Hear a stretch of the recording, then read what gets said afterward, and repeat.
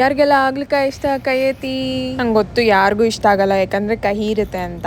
ಹೌದು, ನಾನು ಇವತ್ತು ಅದನ್ನೇ ಅಡುಗೆ ಮಾಡ್ತಾ ಇದ್ದೆ. ನನ್ನ ಲೈಫಲ್ಲೇ ನಾನು ಆಗ್ಲಿಕಾಯಿನ ಪ್ರಿಪೇರ್ ಮಾಡಿರಲಿಲ್ಲ. ಇದೇ ಫಸ್ಟ್ ಟೈಮ್ ಪ್ರಿಪೇರ್ ಮಾಡ್ತಾ ಇದ್ದಿದ್ದು.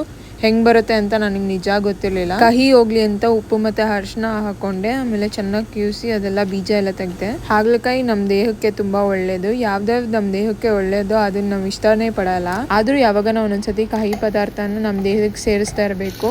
ಅಂದರೆ ಹಾಗಲಕಾಯಿ ಆಗಿರಲಿ, ಬೇವಾಗಿರಲಿ ಮತ್ತು ಎಳ್ಳಾಗಿರಲಿ ಎಲ್ಲ ಸೇರಿಸ್ತಾ ಇರಬೇಕು. ಹಾಗಲಕಾಯಿ ಫ್ರೈ ಜೊತೆನೇ ರಸಮ್ ಮಾಡ್ಕೊತಾ ಇದ್ದೆ, ಯಾಕಂದರೆ ಟೈಮ್ ಸೇವ್ ಮಾಡೋಕ್ಕೆ. ಇಲ್ಲಾಂದರೆ ಜಾಸ್ತಿ ಹೋಗುತ್ತೆ ಕುಕಿಂಗ್ ಮಾಡೋದು. ಇಲ್ಲಿ ನೋಡಿ, ನಾನು ಇವತ್ತು ಎಳ್ಳನ್ನು ಯೂಸ್ ಮಾಡ್ತಾ ಇದ್ದೀನಿ ಹಾಗಲಕಾಯಿ ಕರಿಗೆ ಹಾಕೋಕ್ಕೆ. ಎಳ್ಳು ತುಂಬ ಒಳ್ಳೆಯದು ನಮ್ಮ ಬಾಡಿಗೆ, ಯಾಕಂದರೆ ವಿಂಟರ್ ಟೈಮಲ್ಲಿ ಅದನ್ನು ತಿಂದರೆ ಆಯಿಲ್ ಉತ್ಪತ್ತಿ ಆಗುತ್ತೆ ನ್ಯಾಚುರಲ್ ಆಗಿ. ಅದಕ್ಕೆ ಎಳ್ಳು ಬೆಲ್ಲ ತಿನ್ನೋದು. ಆವಾಗ ಫೈನಲಿ ನಾನು ಹಾಗಲಕಾಯಿ ಪಲ್ಯ ಮತ್ತು ರಸಮ್ಮು ಮತ್ತು ಅನ್ನ ಮಾಡ್ಕೊಂಡಿದ್ದೆ.